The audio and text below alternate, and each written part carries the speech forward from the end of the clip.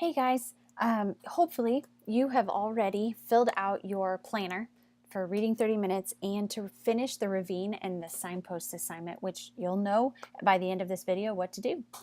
You also should have already completed Meet the Route and made a flashcard for sub. So now you've got 3 flashcards: multi, auto, and sub. Okay? If that's not done, pause this video and get that done. But I'm going to go ahead and move on. So I want you to grab your lab book. Again, if you need to pause at any time, go ahead and do that. Get your lab book and a writing utensil because we're going to do our musing. Here we go. The musing. Here is your prompt for the day. Pretty cool, interesting one. Write a story, write a poem. You know the story, you know the ropes here. What I do want you to do is turn your volume down way low on your iPad, and I would like you to set the timer for 4 minutes. Pause me, write for the 4 minutes. When your timer goes off, unpause me, and we'll move on. All right, we're going to read aloud. Chapter 21 is long, so we're splitting it into 2 days. This chapter is titled The Middle of Nowhere. Louis looked out at the ocean, studying it closely. You thinking what I'm thinking? Mesa said. Louis nodded. What? I said. Louis frowned, his lips tight. Maybe the others got sucked out to sea. Maybe the ocean taking them south. Maybe they drowned. Sharks jumped into my mind, and the memory of sinking into the silent black depths. Louis started out, heading in the direction of the howling. It had stopped, but the sound still lingered in my mind. I couldn't move. This nightmare was getting all too real. I leaned over and put my hands on my knees, dizzy. Go slow, Mesa said, nudging me toward Louis. I nodded, still bent over. The dizziness settled. I stood. Don't think, just do it. I headed after Louis. The round rocks were no problem, but the jagged ones slowed me down. Louis waited, looking back. 2 things could have happened, he said when I caught up. They got buried under the rocks or sucked out to sea. Maybe they drowned. But if they got sucked out, the current would drag them that way. He gazed south. I looked at the bleak coast. It grew hazy in the far distance. All we got, Louis said. I nodded. We moved on. Camping gear bobbed in the small waves along the rocky shore, half-submerged sleeping bags, ground pads and air mattresses, food containers, clothes, tangled tents. It would take forever to collect all that stuff, but who cared? Louis held up a hand. Just offshore, a dead horse was stuck on the rocks. Its ballooned belly was all we could see. Small waves bobbled it. There's the last one. Man, I hate to see that, I said, turning away. Louis watched the water. Let's go, I said. I don't want to look at that horse. Yeah, fine. Just checking the current. We hiked on over the slippery rocks and boulders along the edge of the sea. Look at all the dead fish, I said. They were everywhere, dragged inland and left high and dry. I glanced back as we started around the point. Mesa and Lenny had made it back to the others higher up. From where we were, they were just smudges of color. Around the point and farther on, the low coast turned into cliffs, way down where the island grew fuzzy. If we had to go that far, carrying someone back would be almost impossible, and if they'd gone as far as the cliffs, we'd never be able to get down to them and pull them out. The sun now was a fireball climbing the sky. The ocean was quiet. I could hardly believe it had just tried to kill us. How far should we go? I said. A half hour? Louis squinted at the heat waves already rising off the rocks in the distance.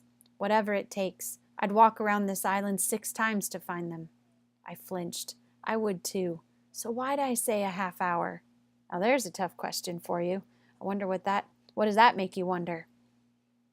Yeah, I said, looking away. But what if they're not in the water? What if they got buried in the landslide? Or what if they're trapped inside the crack, way in the back? We were there. We didn't see them. It was dark. Louis squatted, concentrating. Okay. We go down the coast for 30 minutes. We don't find anything. One of us goes back to check the crack. Good. Let's do it. The sun's heat was growing stronger by the minute, but Louis kept on going, hopping from rock to rock. I'd walk around this island 6 times to find them. Why had that thought lived in Louis's mind and not mine? There's another tough question. What does that make you wonder about? Mr. Bellows, Zach, Sam, where are you?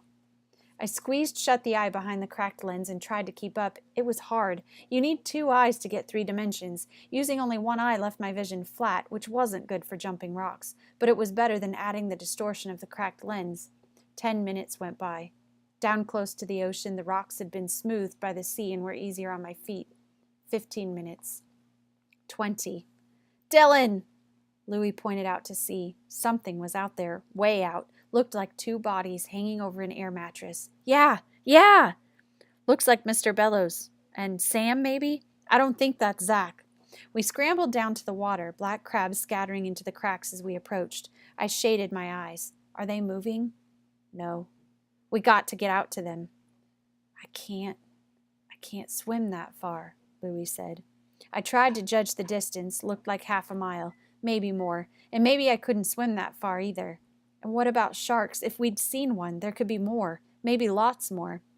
Never been a good swimmer, Louis said, bunching his lips. For the first time I noticed that his shark's tooth and silver skull were missing. I looked out to sea. It would be 5 times farther than I'd ever gone before, at least. But there was no other choice. The cliffs were not that far away, and the current was taking them south. Another few miles of drifting would make it impossible for us to get to them. The cliffs were too high. There'd be no way to bring them up. This was our only chance. I handed Louis my glasses and ripped off my t-shirt, then moved on to a rock that jutted out over the spot where the water was deep enough to jump. Keep your eyes on us, I said. I follow you on the rocks. The ocean was warm. It stung my cuts, but it felt good to swim, easier than crabbing over the boulders on shore. Hoolie, Louis called. I turned back. You can do it. I hoped he was right. I started too fast. In minutes, my heart was pounding. My arms were weakening. Slow down. Pace yourself. I caught glimpses of the air mattress. It was blue and so far away. Too far. Swim. Don't think about it. Keep moving. Closer. Closer. I stopped to rest, my legs dangling, drifting, but moving just enough to keep my head up. Back on shore, I could see Louis moving slowly down the coast to keep pace with the barely noticeable current. Thank you for being so peaceful today, I whispered to the ocean. I swam on and on, glancing up, making sure I was still aiming for them. Keep moving. Keep. When I saw it, I gasped and sank. I gagged on swallowed ocean, came back up coughing, wiping water from my eyes, and frantic to be sure I'd seen what I thought I had. There. A fin. Fear slammed into me. A lone shark was circling Sam and Mr. Bellows. How could I get to them now? Dread burst inside me. I sank again and came up gasping. The fin turned and headed toward me. I squeaked out a cry of shock and turned wildly to swim back toward the island. Too far. I squeezed my eyes shut and pulled my feet up into a ball and sank, kicked and rose again, breathing fear in salt water. The fin came toward me. I could see the ripples it made as it cut the water, coming closer and closer. Dad! I thought I saw Mr. Bellows look up. The shark was almost on me. Close. So close. The same eerie stillness washed over me that I'd felt when I'd believed the rushing sea had killed me. Rest. No need to panic now. It's over. Let go. I watched death approach, but the fin slipped past, not 5 feet away, and I could see the dark, puckered hole. It circled me once and vanished. Poof. All right, we're going to stop there, and I'm going to quickly show you what you are going to do for the rest of the hour. Go ahead and undock your iPad if you haven't already, and I want you to go to Chrome or Safari and open a tab, and it's not going to work for me because I'm already logged in, but you're going to go to my.hrw.com, okay? And once you go there, it's going to take you into the login screen, and you are going to use your regular username and password. Your regular username, but your password is capital A, capital B, capital C, 1, 2, 3. Remember, you can pause me, you can rewind, fast forward, anything you need, okay?